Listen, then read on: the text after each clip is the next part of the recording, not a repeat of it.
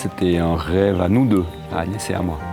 C'est quelque chose dont on a parlé depuis le début qu'on est ensemble. Pour moi, la vie, c'est pas s'arrêter et puis dire bon, ben, pourvu que ça dure, maintenant qu'on a tout, il faut tout faire pour que ça dure.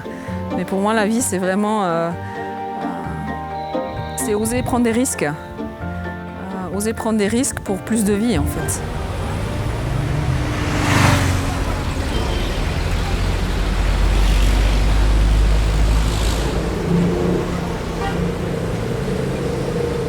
On avait deux options. On aurait pu ou bien partir sur nos économies puis dire voilà, on voyage pendant une année ou 2 ans. Et puis c'est quand même assez vite apparu où moi je disais mais partir juste comme ça, juste pour le plaisir, il va me manquer une dimension. Vivre une autre vie pendant une parenthèse comme ça, l'idée il me plaisait. Partie du canton du Valais avec leurs 3 enfants, la famille Tuega a décidé de tout quitter pour s'installer quelques années à Bafoussam, une ville de 350 000 habitants située dans l'ouest du Cameroun. C'est impossible à expliquer ce qu'on vit ici. Il n'y a pas de musée, il n'y a pas de cinéma, il n'y a pas de cours de rien du tout, on n'a pas de vélo. Donc au début, on avait très peur d'être désœuvrés. Et puis en fait, on s'occupe sans problème. Notre univers, c'est un peu restreint, mais c'est comme si on vit les choses beaucoup plus en profondeur. Les choses prennent plus de temps. Et de manière générale, on a une vie ici qui est plus proche de l'essentiel. Agnès et Patrick étaient éducateurs spécialisés dans le canton du Valais, avant d'être des envoyés de DM Échange et Mission, une plateforme d'entraide des églises protestantes romandes. Autant que c'est actes, en tout cas, c'est pas clair. Au Cameroun, ils travaillent au CIPCRE, une ONG visant à améliorer le développement écologique et agricole de la région. Patrick est éducateur à l'écologie dans les lycées camerounais. Agnès est coordinatrice de la cellule qui se charge du suivi des projets. Je me souviens plus quoi, c'était ça ?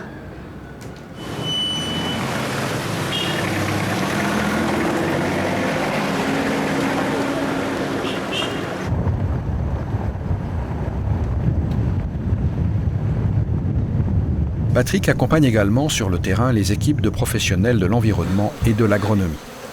Des équipes qui aident les éleveurs et les cultivateurs à optimiser le rendement de leurs exploitations dans le respect du développement durable. Ça, j'arrive à faire venir les graines de tournesol, comme ça, des grandes jaunes. Ah oui, tout à fait. Ça va être utile pour les apiculteurs en tout cas. Quand on est sur le terrain, quand on travaille avec les agriculteurs ou les éleveurs, les 5 premières minutes, le temps de se présenter, je suis le blond qui arrive.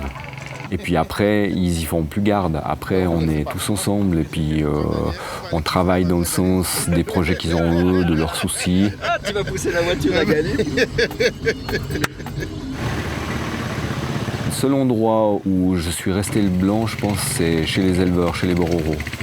Où c'est les seuls où, oui, quand tu arrives, tu as encore le patron qui arrive, tout va aller bien parce que le blanc arrive. Après, c'était de lui montrer que si j'étais là, justement, c'était pas pour être le patron, mais quand tu vas regarder le champ, ce qu'ils ont fait, et puis tu mets les mains dedans la terre, pour eux, c'est tellement à l'opposé, justement, de cette espèce d'imagerie qu'ils ont du patron, que ça remet les choses un petit peu en place. Oui, même quand c'est pas mûr, ils vont finir ça. Les gens sont travailleurs. Mais il n'y a pas cette multipression qui fait qu'à la limite, tu ne te poses même plus de questions. Tu es pris dans ce tourbillon de il faut. Et puis à ce niveau-là, le jeu s'est bien calmé. Et moi, j'apprécie ça. Ça va plus dans le sens de ma nature déjà. Tu fais une chose, puis quand cette chose elle est finie, tu en fais une autre. Mais tu n'es pas en train d'en faire 15 en même temps. Et puis ça change beaucoup. En Suisse, je trouve qu'on a tendance vraiment à courir, dans le sens où on a un rythme à tenir, avec beaucoup d'exigences de l'extérieur. Il y a des horaires, il y a des bus qui partent à telle heure, l'école qui commence au 10 et pas au 12. Alors qu'ici, c'est vrai qu'on a énormément d'occupations, mais si on arrive 3 minutes en retard même à l'école pour les enfants, on n'a jamais eu aucune remarque. Donc les occupations s'enchaînent, mais il n'y a pas de stress. C'est vraiment un rythme où chacun fait ce qu'il a à faire, mais s'il y a un contretemps, s'il y a un pneu crevé, un voisin qui aimerait causer un petit peu, il n'y a aucun problème. Ça permet de vivre la vie dans un rythme qui est beaucoup plus respectueux de l'être humain, je trouve.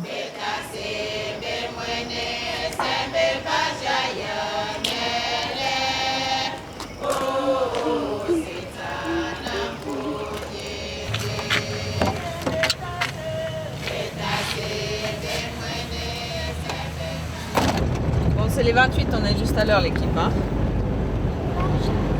Bah oui. Chaque matin, comme en Suisse, Agnès accompagne Lucien, Gilles et Camille à l'école. Les enfants sont scolarisés dans une école camerounaise, un choix favorisant une bonne intégration.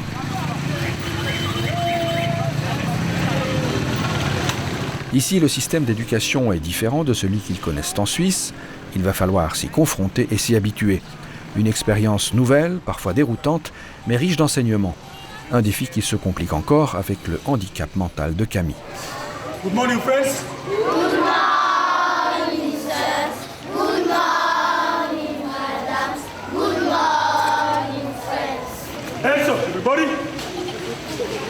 Il y a quand même la pédagogie qui est fondamentalement différente de chez nous, où c'est du remplissage et de l'apprentissage de cette manière. Il manque ce côté d'autonomisation, de responsabilisation, de faire réfléchir l'enfant. Alors pour un Gilles qui arrive relativement petit et qui est très adaptable, ça se passe bien. Pour un Lucien, c'est plus difficile ça. Au début, c'était très dur de s'adapter à tout. C'était complètement différent et le plus dur de s'adapter, c'était l'école. Parce qu'il donnait des punitions, il écrivait des résumés à fond et moi, j'arrivais rien à suivre. Puis il tape avec des bâtons, des chicottes, des tuyaux. Il pensait qu'en tant que blanc, il allait arriver en en sachant plutôt plus. Et puis là, il se retrouve avec un programme français où c'est vraiment du drill sur les connaissances à fond. Donc peu de temps pour croiser les savoirs, pour s'en imprégner, pour les généraliser. La composition dure 3 heures. Camille, elle adore jouer à l'école, à la maison. Alors au départ, quand elle est arrivée, puis qu'elle était à l'école, puis qu'il n'y avait pas d'enjeu, elle pouvait jouer à l'école dans une vraie école. Pour elle, c'était extraordinaire. On a été très heureux qu'il l'accepte, parce que ça ne se fait pas ici, d'intégrer les handicapés dans l'école normale. Puis elle se retrouvait quand même assez seule, moi je dirais, au niveau des amitiés. Tandis qu'ici, la différence, c'est les gens étant tellement dans le contact, et puis quand elle voit ses copines, elle peut les prendre dans les bras. Le tactile ici, ça pose pas un problème. Ici, c'est trop cool au Cameroun. C'est un beau pays et j'adore les petits enfants de maternelle.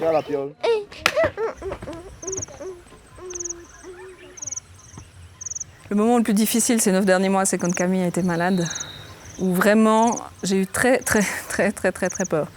Et puis Lucien a commencé une forte fièvre. Et puis après, ça a été l'enchaînement pendant 2 semaines, avec l'hospitalisation de Camille pour le palu pendant 3 jours, et puis la fièvre typhoïde qui s'est surajoutée. Là, je me suis dit, je la mets dans une situation, elle est confrontée à une maladie qui est quand même très grave.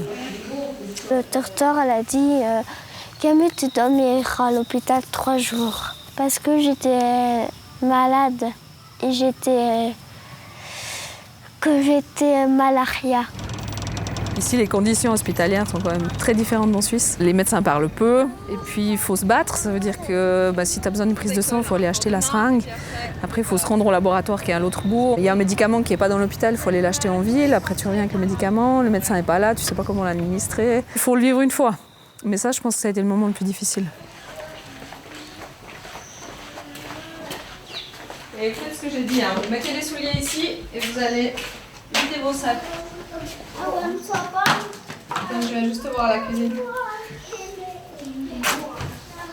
C'est celui de la saison humide déjà? Le manioc. Oui. Ouais. Du coup, il est bien tendre. Ah, je me réjouis de manger ça. Et puis les haricots, ça c'est bon. Bonjour Gilles. Ça va Gilles? Tu fais quoi? Non. Il est 14h. C'est le début de l'école suisse à la maison. Madame, Pour ses 3 enfants ainsi que pour Suzy, une voisine du quartier, Agnès prodigue en parallèle à l'école camerounaise du matin des cours correspondant au cursus helvétique. Un double apprentissage qui permet de profiter à la fois de la culture locale tout en restant prêt à reprendre l'école de retour en Suisse. j'ai vu le couturier coudre un manteau, d'accord. Là, je l'ai marqué facteur. Facteur, d'accord. Il va apporter quoi? Un courrier. Un courrier, oui. Est-ce qu'il y a courrier dans ta liste? Le fait d'enseigner le programme suisse aux enfants, c'était un sacré défi parce qu'il fallait que je m'approprie la matière avec toutes les branches et puis que j'essaye aussi de trouver un minimum de pédagogie. Et puis tes propres enfants, c'est tes enfants, c'est pas pareil. Il faut poser l'autorité, mais pas trop non plus, rester à l'écoute, s'adapter, mais en même temps être suffisamment exigeant pour qu'ils progressent. Donc c'est un défi de tous les jours. L'avantage, c'est qu'ils en profitent, et moi aussi, dans le sens où on a un lien qui se crée autour de cette école, qui est plus que simplement les devoirs. On va commencer le travail, comme d'hab, par un petit livre. En ce temps-là, le léopard n'avait pas de taches, mais une belle robe couleur de sable. On ne le voyait guère quand il chassait, tant sa couleur se confondait avec celle de la savane.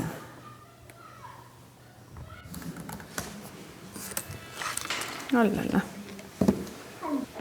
À distance, par Internet, en lien avec la faculté de théologie de Genève, Agnès suit une formation en théologie qui l'amènera, peut-être, à devenir pasteur à son retour en Suisse. Dans ce réservoir, il y a de l'eau de pluie. Pour arroser les plantes, faire la lessive, mettre l'eau dans les WC pour tirer l'eau. On n'a pas d'eau courante. Nous, on va au CIPCRE, c'est là où papa y travaille. On a des tonneaux de 200 litres. On va les remplir à peu près tous les 2 jours. On essaie chacun pour soi. J'aime comme je m'amuse. J'aime bien mes voisins. J'aime manger du poisson braisé avec Suzy.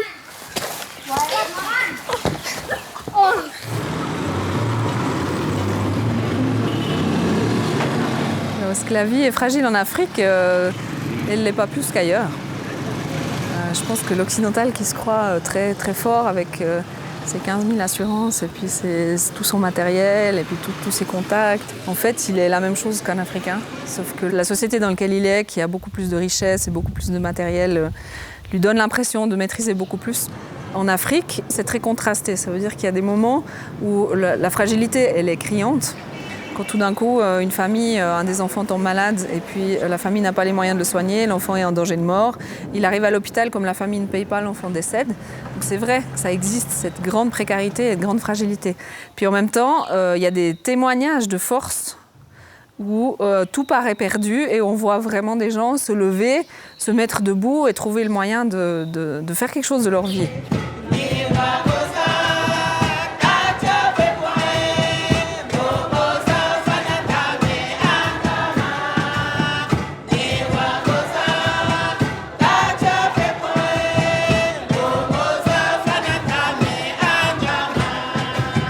Bien-aimés frères et sœurs, nous vous saluons très chaleureusement au nom de notre... La chance qu'on a, nous, c'est d'avoir pu quitter cette sécurité et cette hyper-maîtrise occidentale et puis de se rendre compte que de pouvoir accueillir la vie et de pouvoir s'en émerveiller et de vivre les choses comme un don et comme un cadeau qu'on reçoit pour pouvoir après l'intégrer, le faire fructifier, pour moi, ça a beaucoup plus de sens. Que de d'abord fabriquer le système et puis après se dire bon, comment est-ce que je peux mettre un peu de vie là-dedans, quoi. Pour pouvoir partir, j'ai quand même dû me dire, j'ai un congé sabbatique de 2 ans, là où je travaille, et j'avais besoin d'assurer mes arrières quand même, en me disant ok, je pars, mais quand je reviens, je sais que j'ai un métier qui m'attend parce que je veux une sécurité familiale derrière, une sécurité financière, il faut que les choses elles puissent reprendre leur place quand on rentre. Maintenant, je ne sais pas si on va pas rester une 3e année, il y a bien quelque chose qui m'attendra, finalement. On a trouvé nos marques ici. Ça a permis d'amorcer une nouvelle réflexion et je pense à un nouvel élan dans ma vie pour quand je vais rentrer.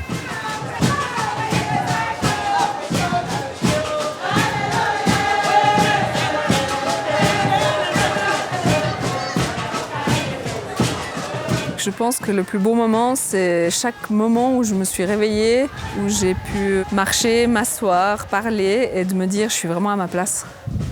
Et ça, heureusement, il n'y en a pas eu qu'un seul. Mais vraiment, le bon moment, c'est... Le beau et le bon moment, c'est quand tu sens que c'est juste. Tu sens que tu es bien, que c'est là que tu dois être. Je pense que la paix et l'harmonie, c'est ça. C'est pas la plage avec les cocotiers.